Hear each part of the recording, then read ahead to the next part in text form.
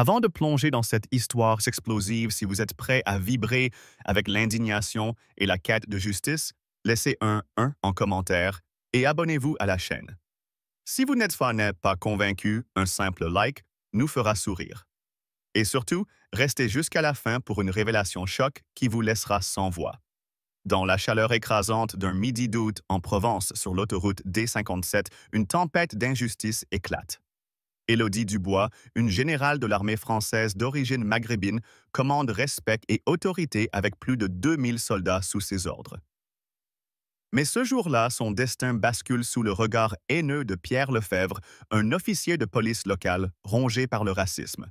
Avec un rictus venimeux, il l'arrête brutalement, prétextant un feu arrière défectueux. Une accusation aussi absurde que mensongère. Les gens comme vous n'ont rien à faire ici, crache-t-il ses mots tranchants comme des lames, tandis qu'il la menotte en pleine rue sous les regards curieux des passants. La fureur monte en Élodie, mais son sang-froid militaire la retient. Ses yeux sombres, enregistrant chaque détail le numéro de badge de Lefebvre, son sourire cruel et la foule silencieuse.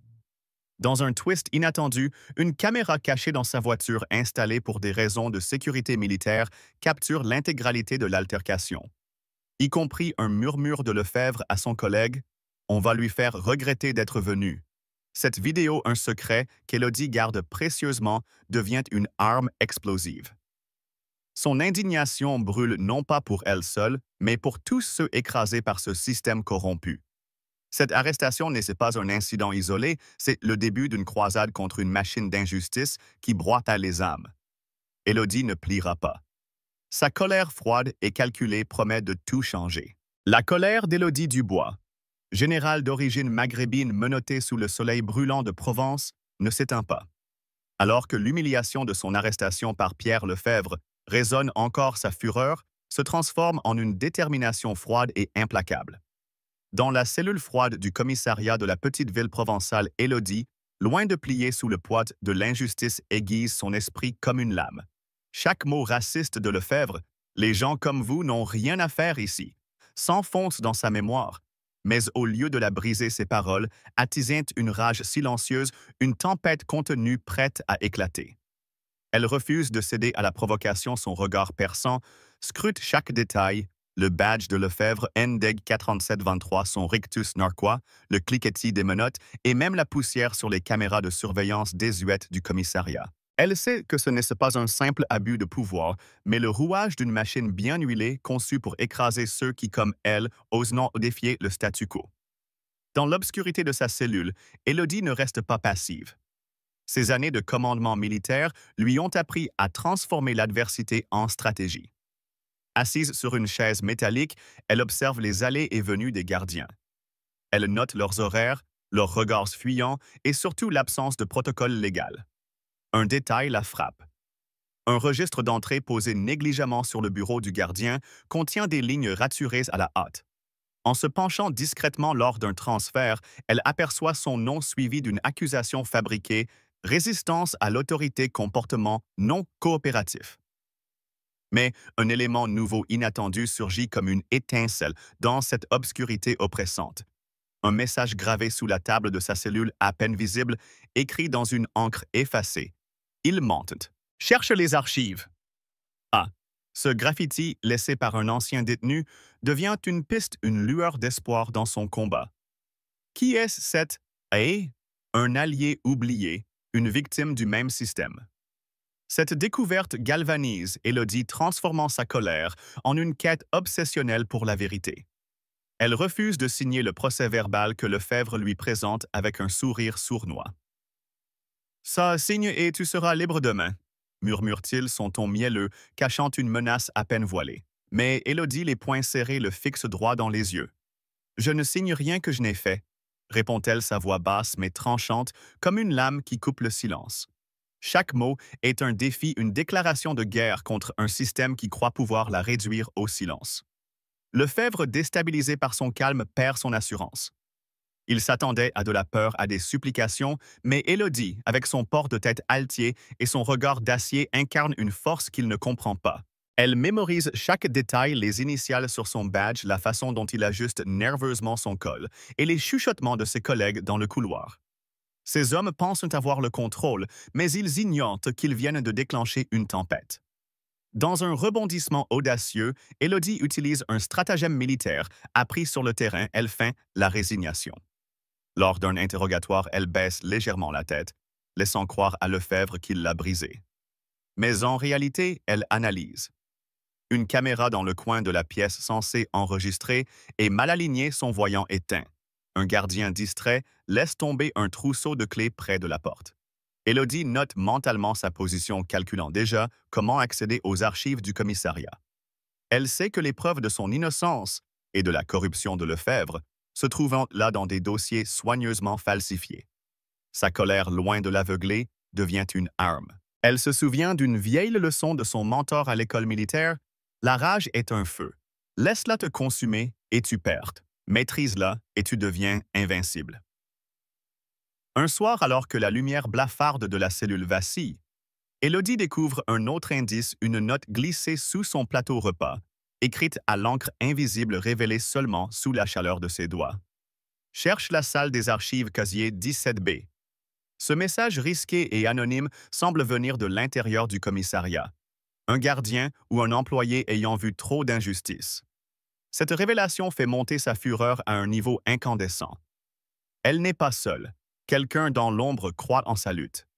Cette note devient son phare, un rappel que même dans ce lieu oppressant des fissures, existe un danger système. Elodie comprend que sa détention n'est pas un accident, mais un rouage d'une machine plus vaste ciblant les personnes comme elle, des Maghrébins, des Africains, des voix qui dérangent. Sa colère se mue en une résolution inébranlable, elle ne quittera pas cette cellule sans avoir fait tomber ceux qui l'y ont enfermée. Chaque minute dans cette cellule renforce sa détermination. Elle n'est pas seulement une générale, mais un symbole de résistance face à l'oppression. Elle pense aux autres victimes, à ceux qui n'ont pas sa force ou ses ressources. Et cette pensée attise son indignation. Elle imagine les familles brisées, les rêves écrasés par des hommes comme Lefebvre, protégés par un système complice. Elodie refuse de devenir une statistique de plus. Elle grave dans son esprit chaque mot, chaque geste, chaque regard de ses geôliers, transformant sa rage en une arme stratégique. Elle sait que la vidéo de son arrestation capturée par sa caméra cachée, et c'est sa carte maîtresse, mais elle doit attendre le moment parfait pour la révéler. La tension monte, le silence de la cellule devient assourdissant, et Elodie, au cœur de cette tempête, prépare son prochain coup. Alors que la colère d'Elodie Dubois brûle dans l'ombre de sa cellule, un feu plus vaste s'allume la découverte d'un système corrompu enraciné dans les entrailles du commissariat de Provence. Les murs froids de sa détention ne contiennent pas seulement son indignation, mais révèlent un mécanisme sinistre conçu pour broyer les âmes de ceux qui, comme elle, osent défier l'ordre établi. Elodie, générale d'origine maghrébine, n'est pas une victime ordinaire. Son esprit, aiguisé par des années de commandement militaire, transforme chaque instant d'oppression en une opportunité de contre-attaque. La note mystérieuse glissée sous son plateau repas cherche la salle des archives casier 17B et le graffiti énigmatique « Il Montent cherche les archives » résonnent comme des appels à l'action. Ces indices laissés par des ombres anonymes deviennent des armes dans sa guerre contre l'injustice. Mais ce n'est que le début. Dans l'obscurité de sa cellule, Elodie sent une vérité plus sombre.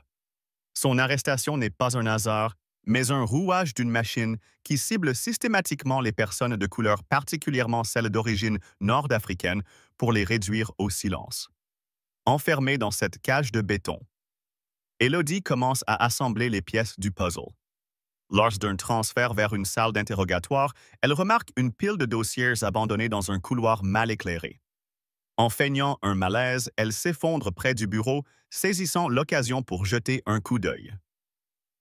Un dossier marqué d'un tampon confidentiel mentionne des arrestations répétées pour désordre public et résistance à l'autorité. Les noms, les dates, les accusations, tout est étrangement similaire comme un script recyclé. Une ligne attire son regard. Sujet comportement non conforme, origine maghrébine, menace potentielle. La fureur monte en elle, un volcan prêt à exploser. Ce n'est pas seulement son histoire, c'est celle de dizaines d'autres effacées par un système qui les condamne avant même qu'ils ne puissent se défendre. Élodie mémorise les numéros de dossier, gravant chaque détail dans son esprit comme une carte de guerre. Un événement inattendu intensifie la tension. Lors d'une inspection surprise, un gardien distrait laisse tomber une clé USB près de sa cellule. Élodie, rapide comme l'éclair, la dissimule sous sa chaussure avant que quiconque ne s'en aperçoive. De retour dans sa cellule, elle découvre que la clé contient des fragments de rapports internes partiellement effacés mais révélateurs. Les données montrent des suppressions massives de vidéos de surveillance toutes synchronisées avec des arrestations de personnes d'origine nord-africaine ou subsaharienne. Une note numérique marquée d'un code administratif mentionne un protocole de nettoyage ordonné par un certain PL, les initiales de Pierre Lefebvre. Cette découverte fait bouillir son sang. Lefebvre ne agit pas seul. Il est le pion d'un réseau plus vaste impliquant des officiers supérieurs, des procureurs locaux et peut-être même des élus. La rage d'Élodie atteint un paroxysme, mais elle la canalise avec une précision militaire, transformant chaque indice en une arme. Dans un moment de bravoure audacieuse, Élodie décide de prendre un risque calculé. Lors d'un interrogatoire suivant, elle confronte directement Lefebvre. « Vous pensez que personne ne verra ce que vous faites ?» lance-t-elle son ton glacial mais chargé d'une menace contenue. Lefebvre, déstabilisé, ricane nerveusement, mais ses yeux trahissent une lueur d'inquiétude. Élodie remarque un détail crucial, un carnet qu'il tient rempli de notes manuscrites qu'il range précipitamment dans un tiroir. Ce carnet, elle en est certaine, contient des ordres ou des noms, peut-être la clé pour démanteler le réseau. Elle feinte à nouveau la soumission, baissant les yeux pour apaiser son ego, mais son esprit est en ébullition. Elle élabore un plan pour accéder à ce carnet utilisant les horaires des gardiens qu'elle a minutieusement observés. Chaque changement de poste, chaque moment où les caméras pivotent est une opportunité. Un nouvel élément dramatique surgit lorsqu'un autre détenu, un jeune homme nommé Karim, lui glisse un mot lors d'un passage dans la cour. « Ils savent ce que vous cherchez », murmure-t-il, ses yeux apeurés, scrutant les ombres. « Quelqu'un vous observe. Ce n'est pas juste les gardiens. » Cette révélation glace Élodie, mais renforce sa détermination. Elle comprend que le système est plus profond qu'elle ne l'imaginait, un labyrinthe de corruption où chaque mouvement est surveillé. Pourtant, cette menace ne l'arrête pas. Elle l'enflamme. Elle pense à ceux qui, avant elle, ont été brisés par ce même système, des étudiants, des commerçants, des familles entières réduites à des numéros dans des dossiers falsifiés.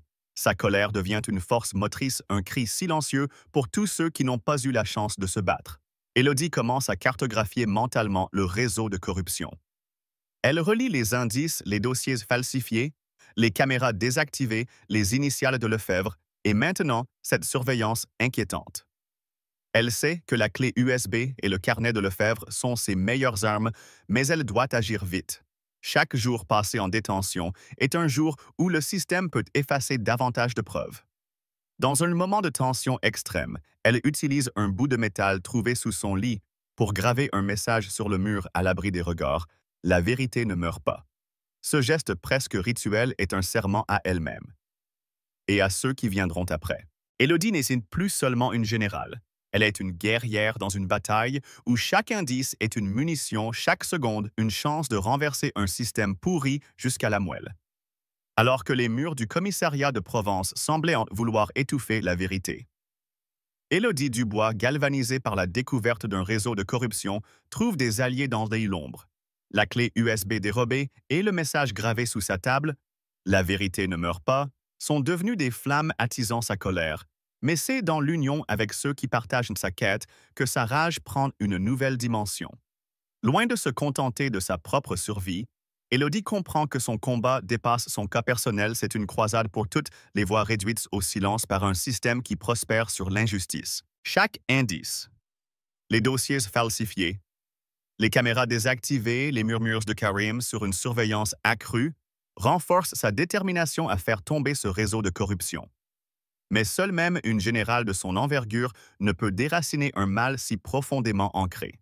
C'est dans cette obscurité oppressante qu'elle rencontre des hommes prêts à risquer leur propre lumière pour l'aider à briser les chaînes. Dans un couloir mal éclairé du centre de détention, Élodie croise Julien Morel, un ancien enquêteur de la police nationale, dont le regard fatigué mais acéré trahit une histoire de désillusion. Julien, forcé de quitter son poste il y a 10 ans, après avoir tenté de dénoncer des abus dans ce même commissariat, est une ombre du système, un homme brisé mais non vaincu. Leur rencontre n'est pas fortuite. Karim? Le jeune détenu a servi de messager glissant à Élodie, un bout de papier, plié avec l'heure et le lieu d'un rendez-vous discret dans la cour. Morel sait tout, avait-il murmuré avant de disparaître dans la foule des prisonniers. Julien, méfiant au début, scrute Élodie comme s'il évaluait une alliée ou un piège. Mais lorsqu'elle lui montre la clé USB et mentionne le carnet de Pierre Lefebvre, ses yeux s'illuminent d'une lueur de vengeance contenue. « J'ai attendu des années pour quelqu'un comme vous », dit-il, sa voix rauque vibrant d'une colère ancienne.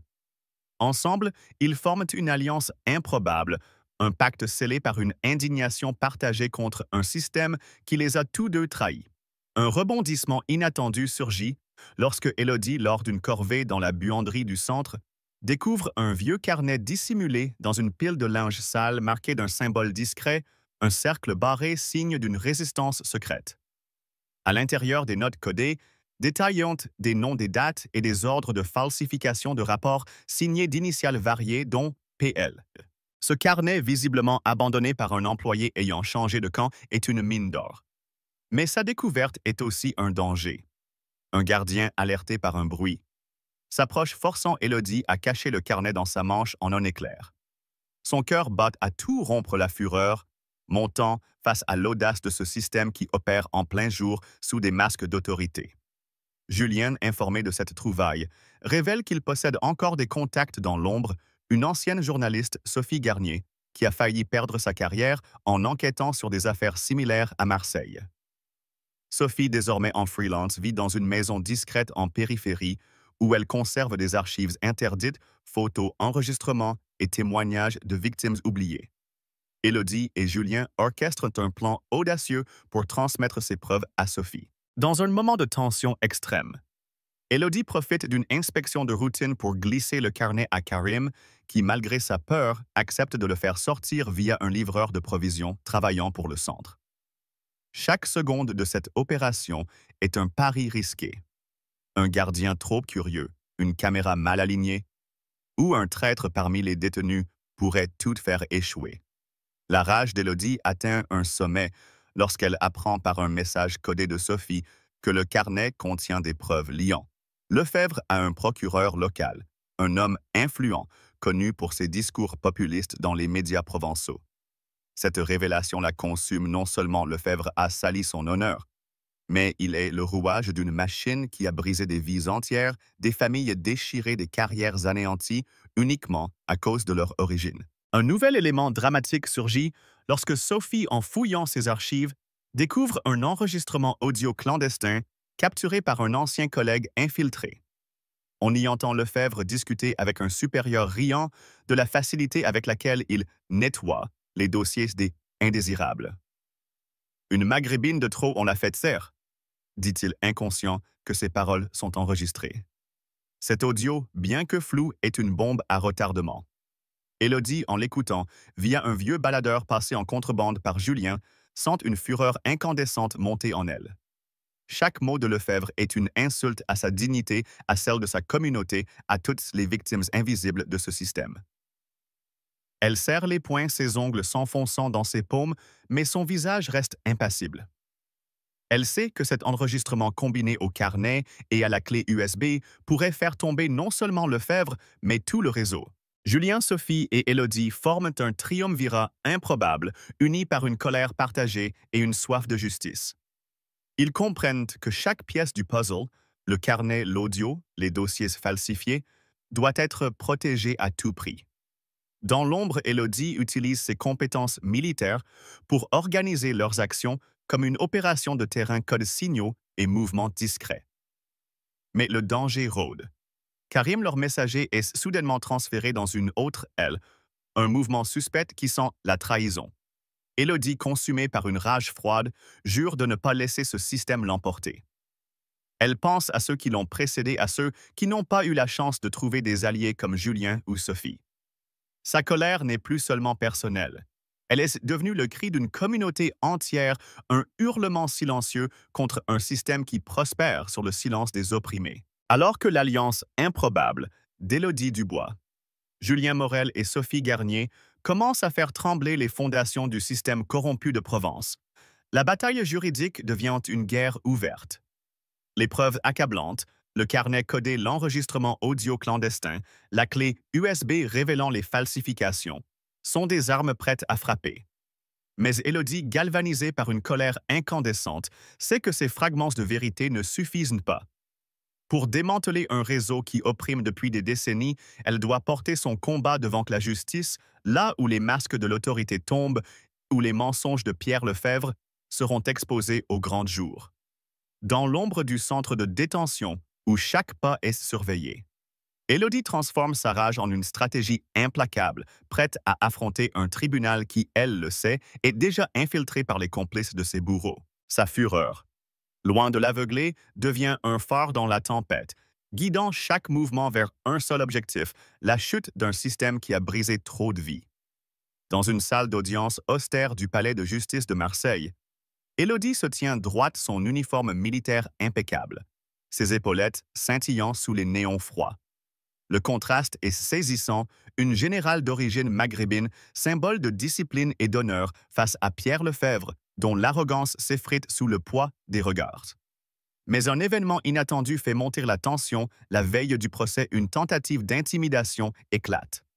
Une lettre anonyme glissée sous la porte de sa cellule temporaire contient une photo d'elle prise à son insu dans la cour du centre de détention, accompagnée d'un message menaçant « Abandonne ou ta famille paiera ». Élodie, en lisant ces mots, sent une vague de fureur l'envahir. Cette menace ne vise pas seulement sa vie, mais celle de ses proches. Sa mère qui a fui l'Algérie dans les années 70 et son frère, un enseignant discret à Lyon. Cette attaque personnelle attise sa colère, la transformant en une force inarrêtable. Elle déchire la lettre mais conserve la photo, un rappel brûlant de ce qu'elle combat. Le procès commence dans une atmosphère électrique. Julien Morel, avec une précision chirurgicale, présente les preuves, l'enregistrement audio où Lefebvre rit de « nettoyer » les dossiers des « indésirables », le carnet codé listant des ordres de falsification et les données de la clé USB montrant des suppressions systématiques de vidéos de surveillance. Élodie, appelée à la barre, ne parle pas comme une victime, mais comme une guerrière. J'ai été menottée, insultée et jetée en cellule pour ma couleur de peau, déclare-t-elle, sa voix ferme mais vibrante d'une rage contenue. Mais ce n'est pas seulement mon histoire, c'est celle de tous ceux que ce système a écrasés. Chaque mot est un coup porté non seulement à Lefebvre, mais à tout un réseau de corruption. Les avocats de la défense représentant les intérêts de la police locale tentent de la discréditer, insinuant qu'elle abuse de son rang militaire pour manipuler la justice. Élodie riposte avec une froideur implacable. « Si j'avais voulu abuser de mon pouvoir, je ne serais pas ici à affronter vos mensonges. » Un rebondissement dramatique survient lorsque Sophie Garnier, la journaliste, entre dans la salle, avec une nouvelle pièce à conviction, un témoignage écrit d'un ancien gardien, récemment licencié, qui confesse avoir été forcé par Lefebvre de modifier des rapports d'arrestation. Ce gardien, un homme brisé par la culpabilité, a fui à Nice, mais Sophie l'a retrouvé grâce à ses contacts dans les milieux underground. Son témoignage lu à voix haute détaille comment Lefebvre orchestrait des arrestations ciblées contre des Maghrébins et des Africains, falsifiant des accusations pour les contraindre à plaider coupables. La salle retient son souffle. Lefebvre, assis au banc des accusés, blêmit ses mains tremblantes, trahissant son assurance ébranlée. Élodie, en le regardant, sent une fureur viscérale. Cet homme qui riait en l'humiliant représente tout ce qu'elle méprise, l'arrogance, le mépris et la lâcheté d'un système qui se croit intouchable. Un autre élément intensifie la tension. Un informateur anonyme contacté par Julien via un réseau crypté envoie un fichier numérique au tribunal. Ce fichier, un extrait de journal interne du commissariat, révèle que Lefebvre recevait des instructions directes d'un procureur local, un homme lié à des cercles politiques conservateurs de Provence. Ce lien jusqu'alors insoupçonné fait basculer l'audience. Les juges, jusque-là impassibles, échangent des regards tendus. Élodie, en voyant ses preuves s'accumuler, sent une colère mêlée d'espoir. Chaque révélation est une fissure dans la forteresse de l'injustice. Elle pense aux victimes invisibles, des étudiants arrêtés sans motif, des commerçants ruinés par des accusations fabriquées, des mères humiliées devant leurs enfants. Sa rage devient un cri silencieux, pour eux tous un serment de ne pas s'arrêter avant que justice soit rendue. Mais le danger ne s'arrête pas au mur du tribunal. En plein procès, un incident inquiétant secoue l'équipe d'Élodie. Sophie reçoit un appel menaçant, lui ordonnant de cesser ses investigations sous peine de représailles contre sa famille. Julien, quant à lui, découvre que son appartement a été fouillé, ses dossiers personnels éparpillés. Ces attaques orchestrées dans l'ombre ne font qu'attiser la fureur d'Élodie. Elle comprend que le réseau qu'elle combat était prêt à tout pour protéger ses secrets. Dans un moment de défi audacieux, elle utilise ses connexions militaires pour demander une protection fédérale d'urgence, invoquant son statut de général. Un représentant du ministère de la Défense, un officier austère nommé colonel Laurent, arrive à Marseille, confirmant son autorité et ordonnant une enquête immédiate sur le commissariat de Provence. Sa présence envoie un message clair.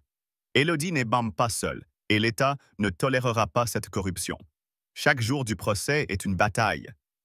Élodie, Julien et Sophie, unis par une indignation brûlante, affrontent un système qui tente de les briser par l'intimidation et la manipulation.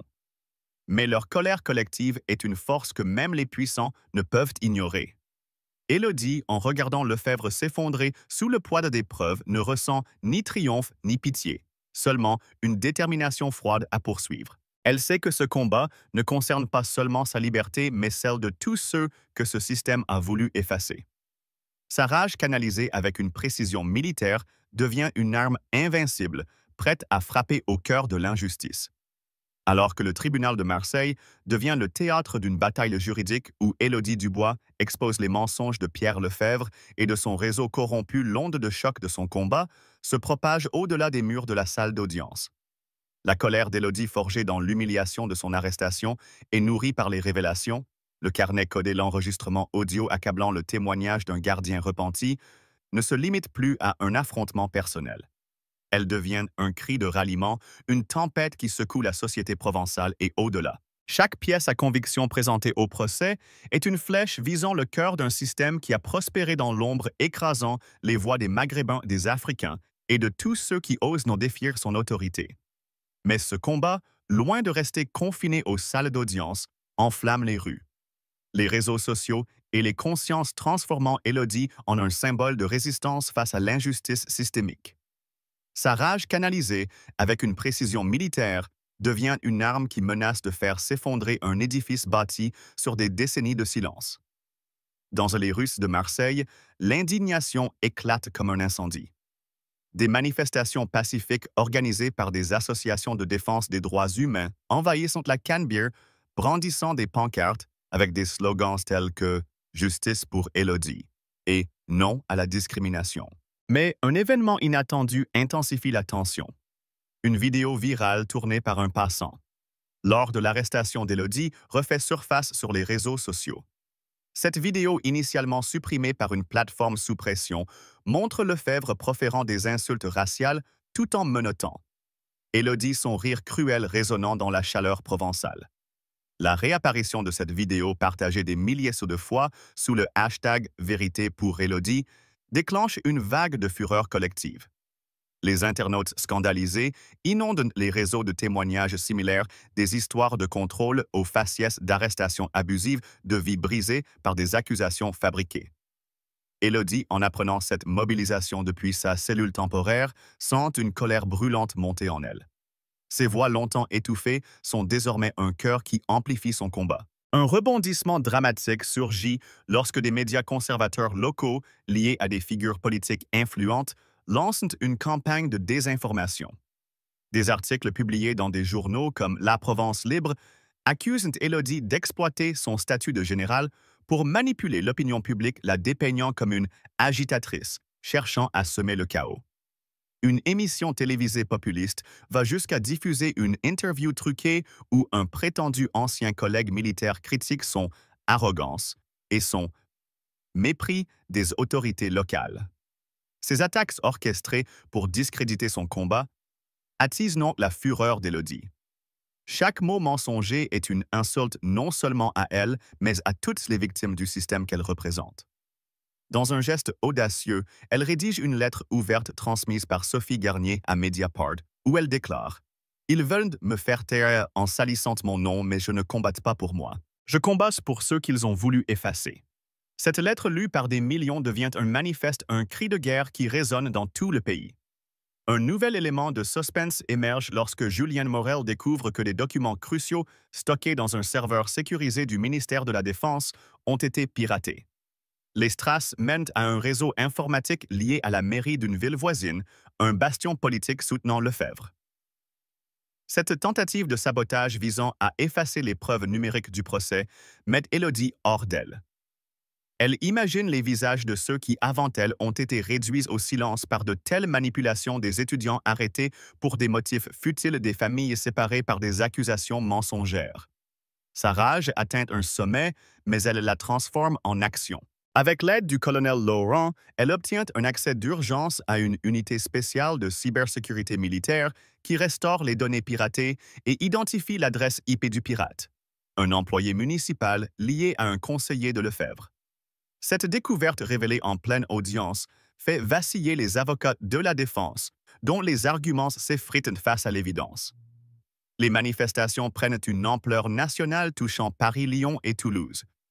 Les organisations comme SOS Racisme et la Ligue des droits de l'homme appellent à une réforme immédiate de la police tandis que des intellectuels et artistes, dont une célèbre actrice d'origine algérienne, partagent des messages de soutien à Élodie. Mais la contre-attaque du système ne faiblit pas. Un groupe extrémiste local connu pour ses discours anti-immigration organise une contre-manifestation devant le tribunal brandissant des pancartes « La loi avant tout ». La tension atteint son paroxysme lorsqu'un cocktail Molotov est lancé contre une barricade de police, heureusement sans blessés. Élodie, informée de cet incident, sent une fureur froide l'envahir. Ces actes de violence orchestrés pour discréditer son combat ne font que renforcer sa détermination. Elle refuse de laisser sa lutte être détournée par le chaos. Dans l'ombre, Sophie Garnier travaille sans relâche publiant des articles explosifs qui détaillent les connexions entre Lefebvre, le procureur local, et des figures politiques. Chaque révélation est un coup porté au système, mais aussi un risque pour sa sécurité. Élodie, consciente des dangers auxquels ses alliés s'exposent, canalise sa colère dans une stratégie implacable. Elle coordonne avec Julien et le colonel Laurent pour protéger les preuves et les témoins, tout en préparant une offensive médiatique. Sa rage désormais collective devient une force que même les puissants de Provence ne peuvent ignorer. Elle pense à ceux qui n'ont pas eu la chance de se battre, à ceux dont les noms ont été effacés des registres. Leur silence alimente son cri, un hurlement pour la justice qui résonne dans chaque coin de la France. Gia. Alors que l'incendie de l'entrepôt de Sophie et les révélations explosives au tribunal de Marseille secouent la Provence sous la Provence. Élodie. Dubois transforme sa victoire judiciaire en un cri de guerre pour la réforme. La condamnation de Pierre Lefebvre n'est qu'un premier pas. La rage d'Élodie, alimentée par les visages des victimes et les mensonges du système, devient une force inarrêtable. Elle refuse de laisser cette bataille s'éteindre dans les salles d'audience. Chaque histoire d'arrestation abusive, chaque famille brisée par un réseau corrompu attise sa fureur, la poussant à exiger un changement radical. Elle n'est plus seulement une générale. Elle est le symbole d'une révolte contre l'injustice systémique. Un événement dramatique intensifie la tension. Un colis anonyme arrive à son domicile temporaire contenant une clé USB marquée d'un symbole étrange, un cercle barré identique à celui du carnet codé. À l'intérieur des enregistrements révèlent une réunion secrète où un élu local ordonne de neutraliser Élodie avant qu'elle ne détruise leur réseau. Cette découverte fait bouillir son sang, ces hommes tapis dans l'ombre, croyant pouvoir l'intimider. Mais Élodie, avec Julien Morel et Sophie Garnier, riposte. Ils transmettent les preuves à Mediapart, déclenchant une tempête médiatique. Les manifestations s'amplifient à Marseille, Lyon, Paris, avec des pancartes clamant « Justice pour Élodie ». Sa colère froide et stratégique se mue en action. Elle fonde le Fonds Élodie, une organisation pour soutenir les victimes de détention abusive, particulièrement les Maghrébins et Africains. Sous la pression, le gouvernement régional impose des formations antiracisme obligatoires et modernise les systèmes de surveillance policière. Mais un nouveau danger surgit, un témoin clé. Un ancien officier disparaît après avoir promis de témoigner contre le procureur local. Élodie, en apprenant cela, sent une rage incandescente l'envahir. Ce système qui a brisé tant de vies tente encore de l'étouffer. Pourtant, elle reste inébranlable, coordonnant avec le colonel Laurent pour protéger les preuves et les témoins. Sa fureur devient un phare, guidant une révolution qui commence à fissurer les fondations d'un ordre corrompu, promettant un avenir où la justice ne sera plus un privilège, mais un droit. Alors que les réformes impulsées par Élodie Dubois commencent à ébranler les fondations corrompues de Provence, son combat transcende les victoires judiciaires pour devenir une quête universelle de justice. La condamnation de Pierre Lefebvre et l'exposition de son réseau ne suffisent pas à apaiser la fureur d'Élodie. Chaque histoire de victime, étudiants, mères, travailleurs humiliés pour leur origine maghrébine ou africaine, attise une rage qui la pousse à remodeler un système vicié. Elle n'est plus seulement une générale, elle est un symbole vivant, une flamme inextinguible pour ceux que l'injustice a tenté d'effacer. Sa colère forgée dans l'épreuve devient une force de changement, une révolte contre des décennies de silence imposé. Dans une salle discrète du ministère de la Défense, Élodie découvre un rapport secret livré anonymement dans une enveloppe scellée. Ce document, datant de 20 ans, révèle un plan systématique de ciblage des communautés immigrées par des officiers et élus locaux, dont certains sont encore en poste. Cette découverte fait bouillir son sang. Ces hommes cachés derrière leurs titres ont brisé des vies sans jamais rendre de compte. Un rebondissement dramatique intensifie la tension.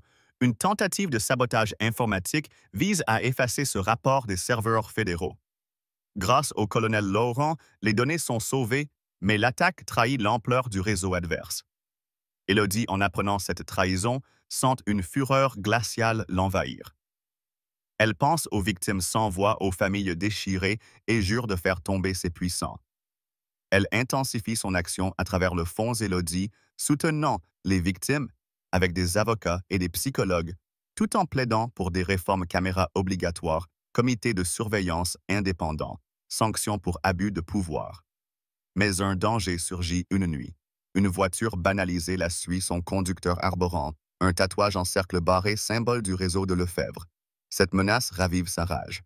Avec Julienne Morel et Sophie Garnier, elle transmet les preuves à Mediapart, déclenchant une tempête médiatique. Les manifestations nationales de Marseille à Paris brandissent son nom comme un étendard.